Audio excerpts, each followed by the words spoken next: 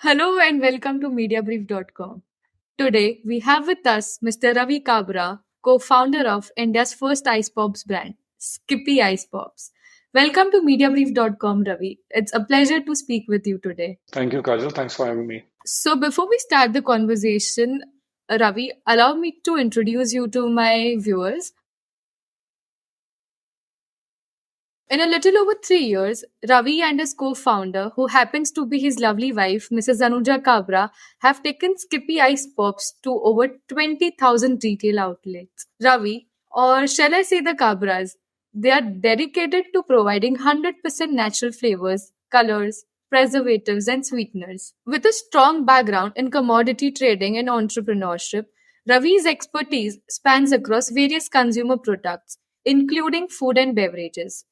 Drawing from his extensive experience working with Fortune 500 companies, Ravi established Skippy Ice Pops in April 2021, driven by his passion for offering clean, green, and healthy treats to India's scorching summers. Join us as we explore Ravi's vision for Skippy Ice Pops, his journey, and his quest to revolutionize the ice pops category not just in India but outside as well. So, Ravi, welcome to Media Brief once again.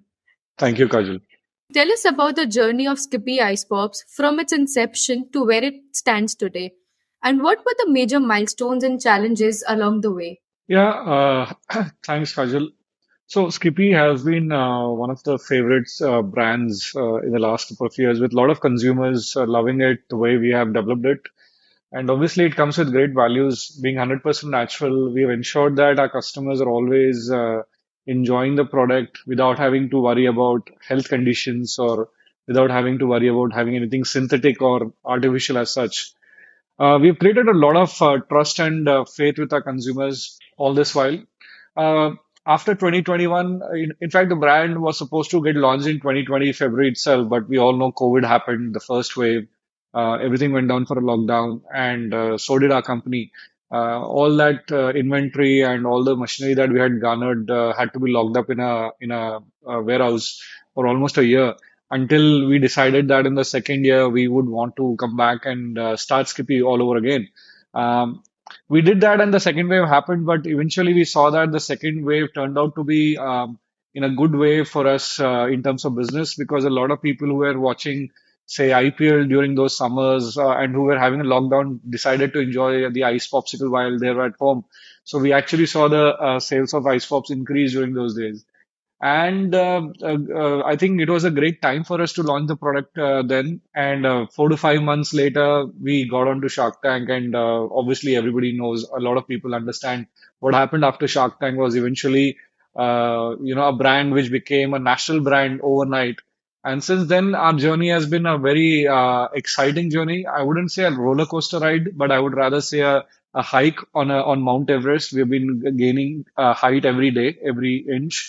And it's been an exciting journey. Anuja and I, both being the parents of two kids, being also the co-founders, we enjoy the pressure. We enjoy every moment that we are living in today, and pretty happy that customers love us for what we're doing today. Everybody know about the Shark Tank. I was the one who was watching that show with my family sitting together. Ravi, how would you describe the current size and potential of the ice pop industry? Are there any interesting trends or consumer preferences that you have observed within this market? You see, ice pops industry surprisingly has not been tapped upon or even discovered in India until we actually got onto the board. Ice pops globally is billions of dollars of market size in terms of the growth as well. Countries like Australia, US, UK, Canada, which are way colder than us, are actually having $1 billion worth of sales revenues coming in the ice popsicle segment alone. And just to say, close to $2.3 billion market across the globe without even counting in the Asian markets as such. Imagine a country like India, which is much more hotter and humid, with a 1.4 billion people as a population. You've got Bangladesh, you've got Sri Lanka, Nepal, you've got Pakistan on the side. These countries are extremely hot and humid, and unfortunately, they have not actually started any major ice pops brand so far. And I think this is a billion-dollar industry. The way we have noticed is, see, ice cream took close to about 18 to 20 years to become a $3 billion market size in India. And I would say that ice popsicle is going to grow much faster than that because obviously our price point is much more competitive to ice cream industry. Ice cream, which is priced at about 70 rupees a product on an average across India, versus 20 rupees, which is the highest price point which an ice popsicle sells for today. And we do not have any infrastructure cost, no cold chain, no cold vans, no refrigerator required.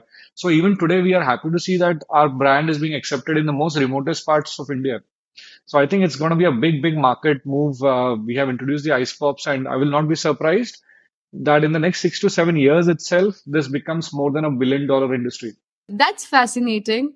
So, as you mentioned, that Skippy Ice Pop doesn't need refrigeration during its distribution, which makes supply chain very easy. Can you please tell us about the innovation? Yeah, so Anu and I come from almost 32 years of F&B experience in our past, right? And one thing I did learn during my earlier days was in India, cold chain is always a big challenge. It's very difficult for us to scale up any product which has a huge dependency on either a cold van, cold room, or refrigeration of any kind. So we decided that whatever we get into, this was those times when we had not even closed in onto ice popsicles. But we had decided that whatever we are doing, we have to understand the pain points of each industry, each product, and then we'll have to start working towards it before we even launch this product into the market. And thankfully, then what we did was when we decided to come into the ice popsicle, the first thing, complete no-no for us was the refrigeration. So we worked hard towards doing a lot of R&D to create a product which could actually be stored in a liquid form in an ambient temperature itself. Because that was a must. I mean, imagine today we are in more than 20,000 outlets, and if these outlets had to be provided a deep freezer, each deep freezer may be costing about 10,000 rupees. So we're looking at 200 crores of investment there. It's highly possible for any startup to even look at that numbers, right? So we are able to crack the code because we have made it at an ambient temperature. So Skippy today at a manufacturing, distribution, and at a retail temperature is manufactured and distributed in a liquid form at ambient temperature itself. As the consumers, they take it home, freeze it, and they enjoy it. So that has given us a great leverage in terms of scaling faster, getting into tier two and tier three cities also much faster. That's a brilliant innovation, Ravi. Thank you. So, could you share some more insights into Skippy Ice Pop selling channels? And where can consumers find your products? And how do you ensure a strong presence over various distribution channels? Right. So, Kajal, today India is more than, I would say, more than a crore stores across India in different formats. Of course, we are yet to become the Parle-G or the HUL of India. We are not there yet. We're still scaling up, but still very proud to say that within a period of 1.5 year, we have gone out on all up to 20,000 outlets across India. We have presence in more than 23 states, including Andaman Nicobar Islands. We are in Assam, Mizoram, Nagaland. We have our distribution channel in Jammu and Kashmir, Leh Ladakh as well. I mean, one of the most remotest areas in India actually has Skippy there. But then again, having said that, we have a lot of potential for growth right now. 20,000 is nothing in terms of what we can achieve. So this year, we're targeting more than 50,000 plus outlets for coverage by this calendar year itself. Our team is scaling up fast enough to achieve this. So we are majorly into an offline brand, I would say, even though we are a D2C brand, but still a lot of revenue of ours, more than 85 to 90% is actually achieved by our offline presence. And then the rest of it is through our digital sales, we call it, where e-commerce and quick commerce both are combined together. And of course, we work towards building a great distribution channel wherein we appoint super stockists and distributors and CNFs wherever required. And these distributors are our channel partners who actually supply to the retail outlets. So we invest heavily and we try to build a relationship with our channel partners extensively so that every day in and out, day out, the channel partners can grow along with our organization. And of course, quick commerce like Zeptos and Swiggies of India have actually taken Skippy to the next level. We are one of the fastest selling and the largest selling categories on their portals. And thanks to them, that where our distribution network is yet to be established, they are able to supply to the entire network. And of course, let's not forget Amazon does a great job on this as well. So yeah, that's how our distribution network is expanding every day. Sounds like a comprehensive approach. Absolutely. You have recently launched many flavors and you have also forayed into FMCG Yeah. space. What product categories are you expanding to and why? So, as much as we know that Ice Popsicle is going to be our hero product, our flagship product, we will continue to expand into our Ice Popsicle segment by adding in more variants and more flavors in the coming months. Recently, we launched in the Indian iconic flavor, where we have the likes of Kala Katta, Jaljeera, Ampana, Chili Guava, Rose, Jaljeera. All these very, very nostalgic products where we have already had these in the school days. The product, that variant category flew off the shelf like crazy. In fact, we were the first D2C brand in the F&B space to do a pre-booking for these products online even before it was launched. Something similar to what Samsung or iPhone would do before launching their brands. We were the first F&B brand in India to actually do that, and I'm proud to say that we booked more than 7,000 orders across our pre-booking days. People really bought it off the online. Um, Yes, and apart from the ice popsicle, which we are increasing our variants, and it will continue to see probably in August, September, another variant coming in. Then probably in January, we'll launch something just before summer. We are also focusing now in becoming an FMCG player, especially focusing on the F&B area, where we are looking at a lot of confectionery products, a lot of impulse buying products. We're looking at some bakery at the same time. We're looking at some savory products. But then all of these products are going to be working towards creating that excitement towards consumer to before having it. We are not going to dilute ourselves being a health brand, probably selling chia seeds or makhanas and all. I think there are enough of those brands already stagnated, congested in the Uh, market. We want to position ourselves yeah, clearly yeah. that we are here for fun. If you're looking for fun, then that's Skippy there. So a lot of products are going to come up. In fact, in this week we are launching one of the product range. You'll start hearing about it very soon once it goes online, and then we have another launch in the first week of August. Then we have another launch at the end of August. Every month you'll actually start hearing about our launches.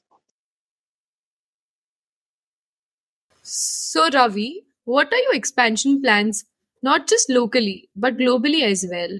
So Kajal, see, one of the very toughest things that we have been able to crack is creating an offline channel partner structure. A lot of startups actually go into being a D2C or an online brand only because they find it very difficult to crack the offline code. We have done the other way around. We have first cracked the offline code, created a great channel partners of more than 800 channel distributors across India. And now, as much as we are focusing on offline, this year we'll focus on expanding our online presence as well. But what would happen is all the products and the new segments that we are getting into is only created with the ideology that the same channel partners, the same team on the ground should be able to sell the products to the same retail counters where they're already going in.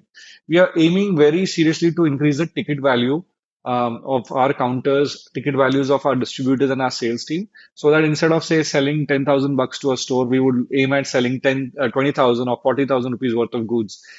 So in this process, our channel partners will start becoming more profitable, more revenue will get generated. And end of the day, for any FMCG company to survive and on a longer run, the channel partners have to earn more money, and only then the company will start making more money. So we are focused, very clear and crisp in terms of what we are going to be offering to the channel partners and the customers. What is your core marketing strategy to connect with your target audience and drive brand awareness? I think we are doing a lot of collaborations this year. We'll be looking at brands who have got similar synergies like Skippy. These kind of collaboration opportunities are already up with us. We will be looking at it more importantly this year.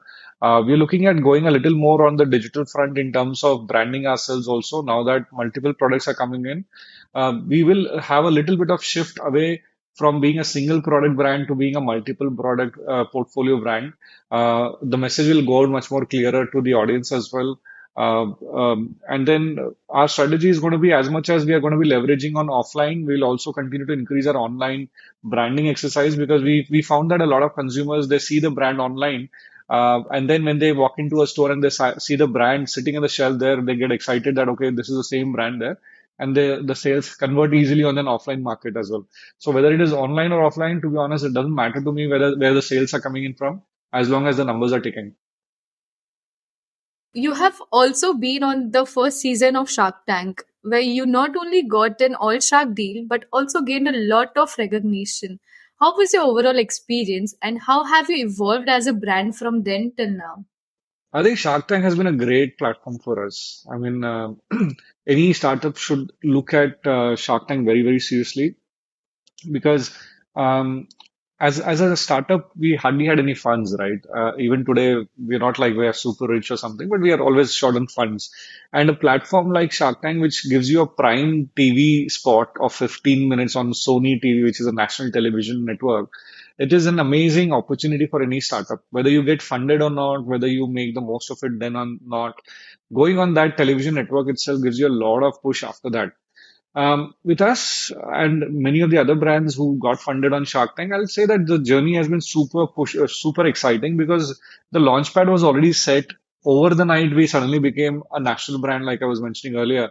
But the most important part is the push was given by the platform, but after that, whatever was achieved, I mean, I think we can definitely give a lot of credit to our entire team of Skippy, who has worked relentlessly over the last few years, over a year and a half, and achieved where we are at today. Because it's not very easy for any brand to sustain that kind of momentum after the push. A lot of brands and companies I know of could have given up, they have shut stores, they couldn't sustain after that. Because the push does happen, you have to make the most of it, but then to continue evolving after that was always a challenge.